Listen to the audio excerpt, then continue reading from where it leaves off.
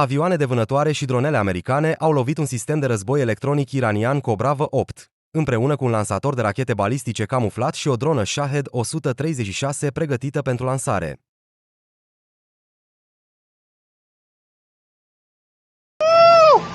Israelul a atacat portul Bandar Anzali din nordul Iranului, la Marea Caspică, vizând o instalație utilizată de Rusia și Iran pentru transportul maritim și furnizarea de arme. Portul a fost folosit pentru operațiuni logistice încă de la începutul războiului din Ucraina. Iranul și Israelul au un război total, din urma căruia suferă întreaga lume. Prețurile la combustibili au urcat din nou azi, pentru a 10-a zi de la începutul războiului din Orientul Mijlociu. Iranul atacă rafinăria Ras Laffan din Qatar, declanșând un incendiu la unul dintre cele mai mari centre de procesare a GPL și gazelor din lume.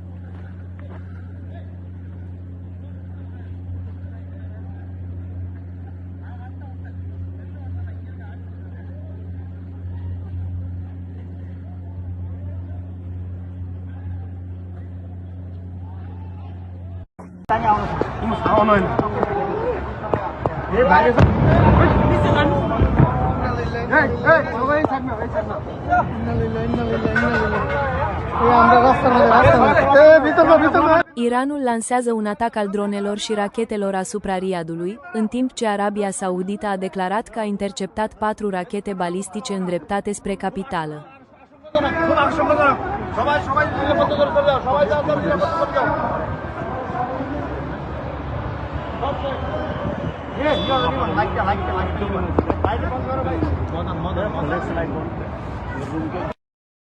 Cea mai mare instalație de procesare a gazelor din Iran, situată în zăcământul South Pars din provincia Bushehr, un centru critic care produce aproximativ 75% din gazele naturale ale țării și furnizează cea mai mare parte a energiei electrice, este în flăcări. În același timp, gărzile revoluționare iraniene emit avertismente de evacuare pentru iranieni.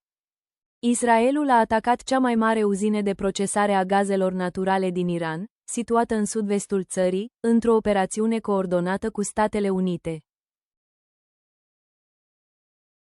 Prim-ministrul Ungariei, Viktor Orban, a respins ideea de a-l numi pe Putin agresor, dând vina pe Occident pentru război. El a spus că schimbarea statutului Ucrainei și avansarea integrării în NATO și UE au schimbat sistemul de securitate al Europei și au condus la răspunsul Rusiei.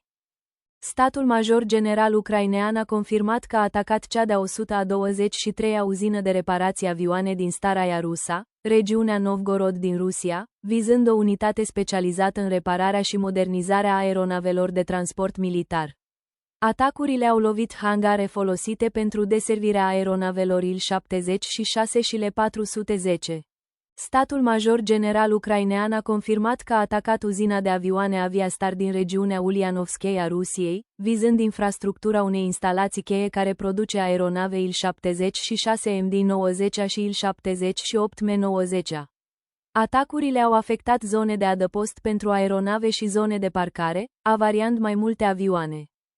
Ziua 1485 a războiului din Ucraina.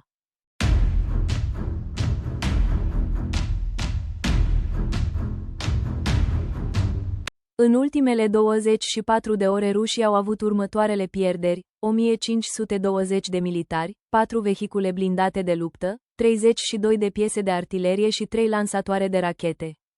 Batalionul 422 sisteme fără pilot al Ucrainei a lovit infrastructura militară rusă, distrugând 2 sisteme de apărare aeriană Buk-Me-1, precum și depozite de combustibil și centre energetice utilizate în război. Operațiunea a lovit, de asemenea, 43 de turnuri de comunicații și relee care sprijină forțele rusești, inclusiv sisteme folosite pentru controlul dronelor Shahd.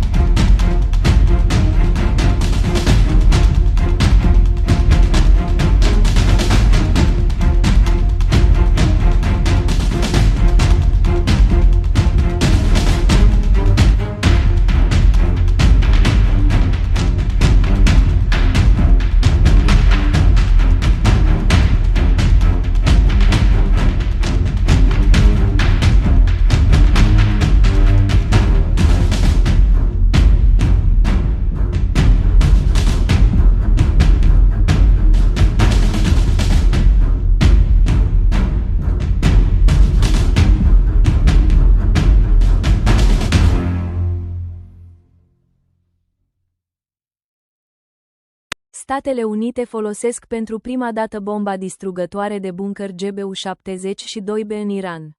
Statele Unite au anunțat prima utilizare în luptă a bombei GBU-72 Advanced 5 ca penetrator, o bombă penetrantă lansată din aer de 2270 kg. Acest lucru a fost raportat de CENTCOM. Mai multe astfel de bombe au fost lansate asupra pozițiilor fortificate cu rachete antinavă iraniene de-a lungul coastei strâmtorii Hormuz. Muniția, a cărei testare a fost finalizată în 2021, a fost concepută pentru a distruge ținte adânc îngropate și fortificate. GBU-72 are o carcasă ranforsată și folosește ghidare GPS. Principalul avion de transport pentru această bombă este avionul de vânătoare bombardier F-15 Strike Eagle. Aeronava a fost supusă cu succes unei serii de teste la baza forțelor aeriene Eglin, confirmând capacitatea sa de a transporta și elibera în siguranță o sarcină utilă atât de grea. Pe lângă avioanele de vânătoare, comandamentul american are în vedere utilizarea bombei pe platforme strategice, inclusiv pe B-1B Lancer și bombardierul stealth B-21 Raider, dezvoltat de Northrop Grumman. Nu este prima utilizare a bombelor antibunker în Iran. În iunie 2025, Statele Unite au folosit 6 bombe GBU-57AB împotriva instalației Fordo. Centrala nucleară Fordo este situată la o adâncime de aproximativ 80-90 de metri în rocă, ceea ce face semnificativ mai dificilă lovirea cu muniții convenționale. Aceasta a marcat prima utilizare în luptă a rachetei GBU-57A, B Massive Ordnance Penetrator MOP, care cântărește aproximativ 13.600 de kilograme. Peste noapte, dronele ucrainene au atacat Crimea ocupată. Explozii au fost auzite în Sevastopol, Hvardiske și Saki, iar ulterior au fost înregistrate incendii. O evaluare completă a pagubelor este încă în curs de desfășurare.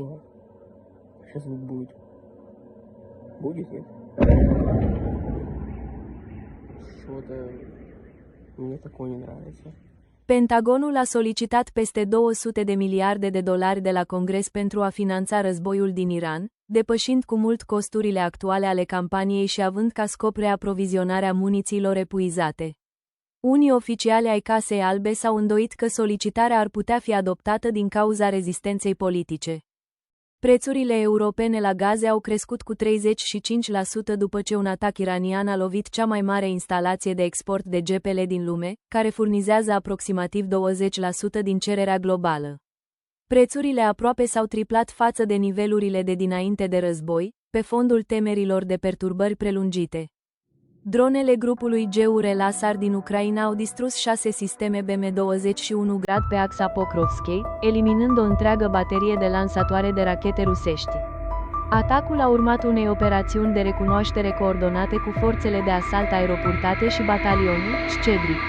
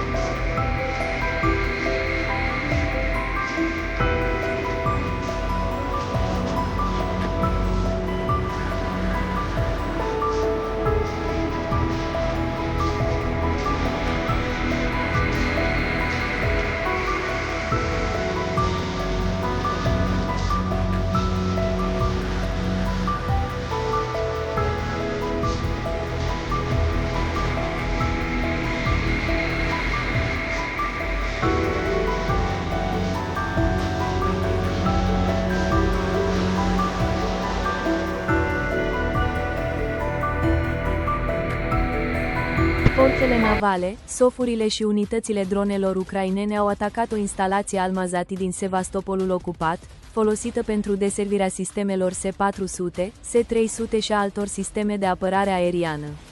Pozițiile trupelor rusești din apropierea golfului Striletska au fost, de asemenea, lovite.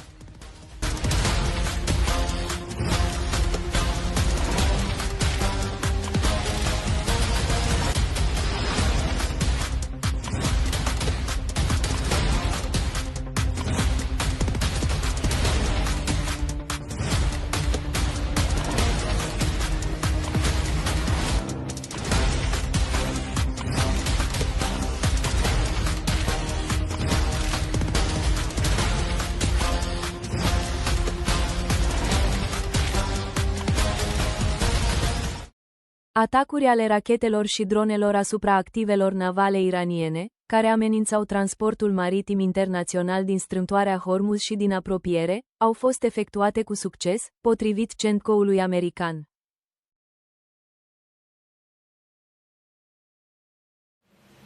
Dacă apreciați acest material, nu ezitați să vă abonați, să dați like, să dați share, să redistribuiți acest material, dați comentarii pentru că ajută foarte, foarte mult algoritmul. Mulțumesc!